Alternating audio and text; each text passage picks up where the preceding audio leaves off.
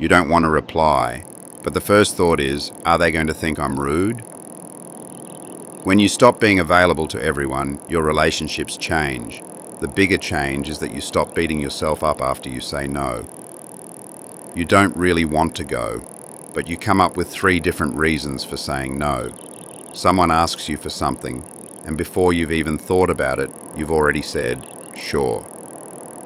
In Carl Jung's psychology, reactions like these to other people can be an entry point into understanding what's going on inside you. When you look at the psychology of people-pleasing, you may find the fear of rejection underneath.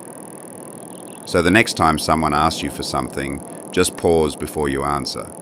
Ask yourself, is this a yes I actually chose? Or is this a yes I'm giving because I'm afraid they won't like me? If you can give yourself that 1 second, the first change in you is already underway. But why can one simple no feel so hard? Once you understand why saying no feels so difficult, guilt has less power over you, because it can feel like being useful is what keeps people from disliking you. You're exhausted, but you reply right away. I can't today would be enough, but you write a long explanation instead. You don't want to see them, but you force a smile and say, it's fine. Honestly, you don't want to talk to anyone today. Then your phone pings, and your hand moves anyway. The yes comes out before you've had time to think. Let's call that yes autopilot. If you think of yourself as an empath and tend to anticipate and carry other people's moods, you may feel that not helping makes you cold. But caring about people is not the same as giving everyone unlimited access to you. So why is it still so hard to turn off the autopilot even when you can see it happening? Once you catch yourself playing the good person, you don't have to explain yourself so much. Jung wrote about the persona, the face we show in order to be accepted by other people. The problem isn't having a mask, it's not being able to take it off. The dependable one, the understanding one, the one who's always there to listen. If you're afraid of losing that role, a simple I can't today can turn into an explanation that keeps going until the other person is satisfied. And it doesn't only cost you time, it starts costing you the ability to trust what you actually feel. Your attention and emotions aren't unlimited. If you can't choose who you respond to, whatever mental room you have left gets used up by what other people want from you. So the answer isn't to tolerate more. It's to create a little space between reaction and action so you can choose. And when someone dislikes that space, you start seeing the relationship for what it really is. If you don't want to carry someone else's bad mood as your responsibility, watch what happens after you set a boundary. Don't focus on their mood. Focus on whether they respect the boundary. You used to answer me right away. I thought you would understand.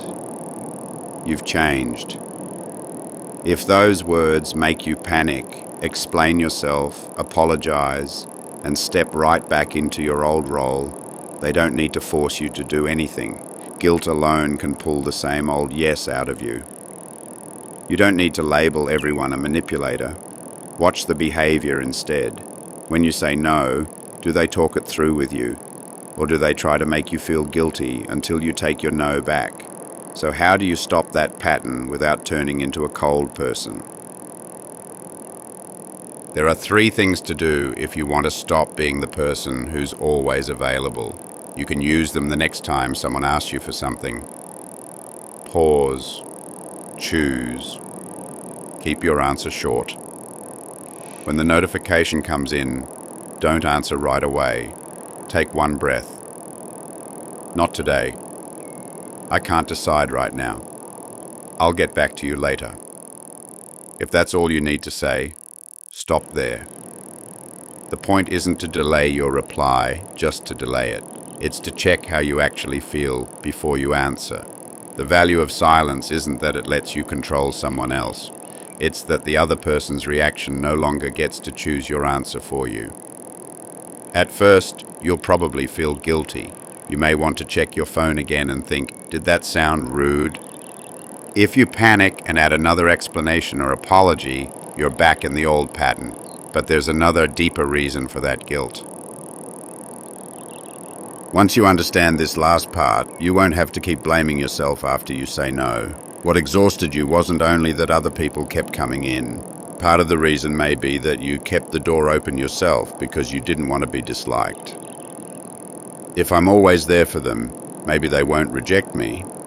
If I'm useful, maybe they won't leave me. In other words, you may have been paying for rejection insurance with your time and everything you kept putting up with. You don't have to stop responding to people. You just have to stop responding out of fear. Set a boundary, and some people may misunderstand you. Some relationships may grow more distant, but you don't have to run after them every time and fix their mood. You can say, "Not today," and not hate yourself afterward. That is the peace you wanted back. What's one situation where you want to stop going into yes autopilot? Write just one in the comments. Their reaction is theirs, but you get to choose your next answer.